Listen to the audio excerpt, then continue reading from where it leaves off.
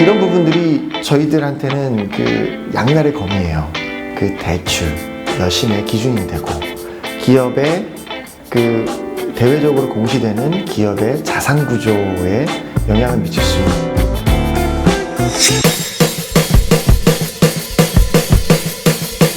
안녕하세요. 저는 주식회사 감정평가법인 신원의 대표 감정평가사 이희종이라고 합니다. 만나서 반갑습니다.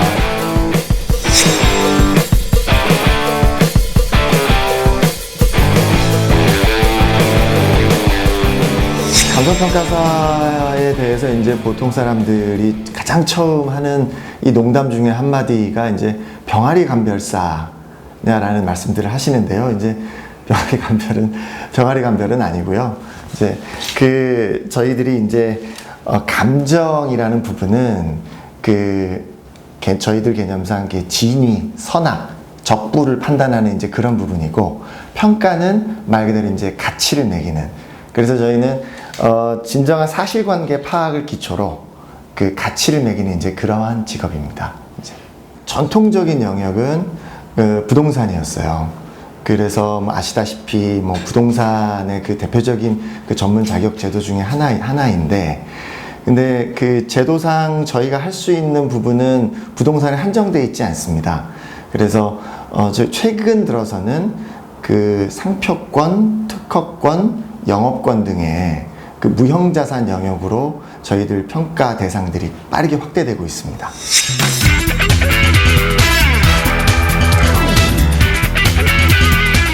감정평가가 저희들 실생활에서 적용되는 분야는, 부동산의 경우는 가장 여러분들께서 모르고 지나치실 수가 있는데, 금융기관에서 대출을 받으실 때 그 감정평가가 필수적으로 선행이 되는 경우가 많이 있습니다.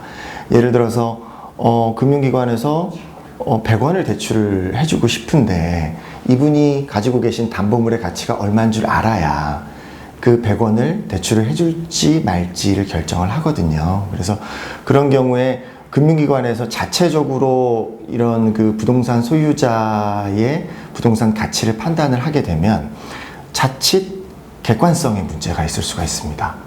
본인들이 직접 판단한 가치를 기준으로 본인들이 대출을 실행하게 되면, 우리 대부 비율이라고 아마 들어보셨을 거예요. 그래서 쉽게 말씀드리면은 부동산 가치의 대부 비율을 곱해서 그만큼 대출이 나가는데, 그럼 이 부동산 가치를 금융기관에서 물론 이제 금융기관에서 선진적인 여러 가지 기법과 조직이 있으시겠지만, 그래도 이게 그 객관성 확보에 문제가 발생할 소지가 있어서 제도적으로 제3의 전문 자격사인 감정평가사가 금융기관 여신의 기준이 되는 가치를 판단하도록 이렇게 해두는 경우가 대부분입니다.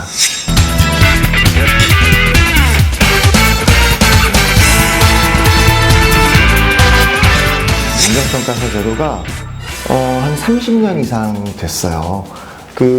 예전에는 토지감정사 이런 명칭으로 존재를 했었고, 과거에는 어떤 영역에서 감정평가사가 많이 활약을 했냐면, 우리나라의 고도성장기에는 막 어마어마한 공익사업들이 많았잖아요. 경부고속도로 건설부터 시작을 해서 기타 많은 신도시 건설들이 있었는데, 그럴 때 보면 여기서 또 한 번의 감정평가사의 전문 영역이 이제 존재합니다. 뭐냐면은 국가에서 공익사업을 시행하고자 할 때 국가는 공익을 위해서 개인의 사유재산을 최종적으로는 강제적으로 취득할 수 있는 권리가 있어요.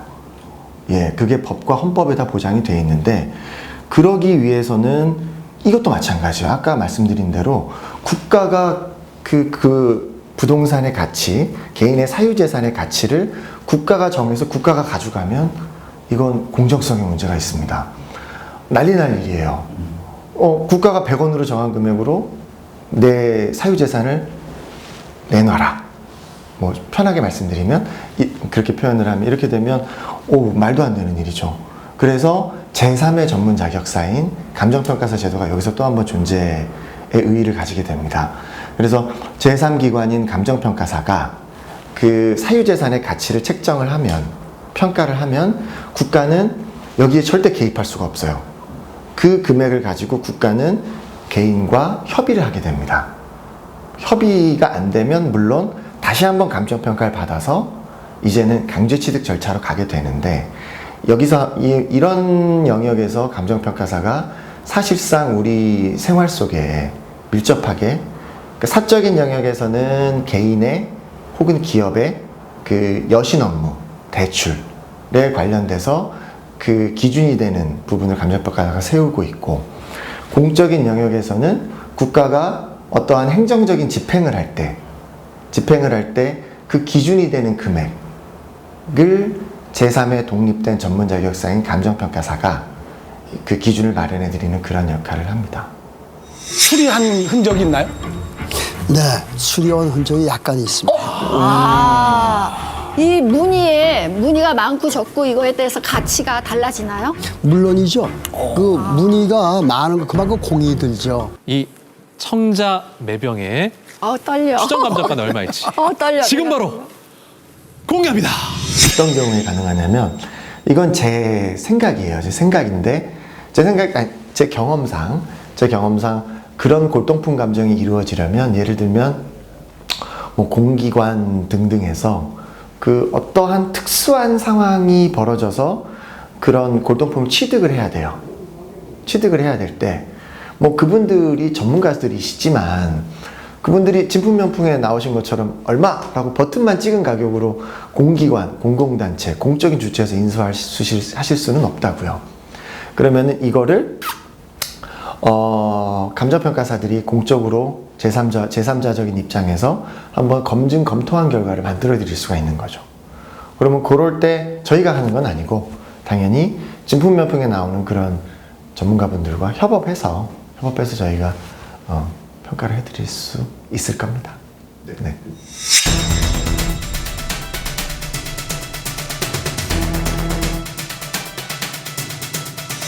예전에 그 정주영 회장님이 내가 그 배를 만들어 주겠으니 일단 계약부터 합시다 라고 한 것처럼, 그 부동산 개발이나 시행에도 그런 분들이 계신데, 물론 뛰어난 분들도 많으십니다.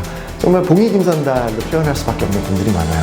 어마어마한 인야를 딱 갖다 놓고 내가 저기 리조트로 개발하겠으니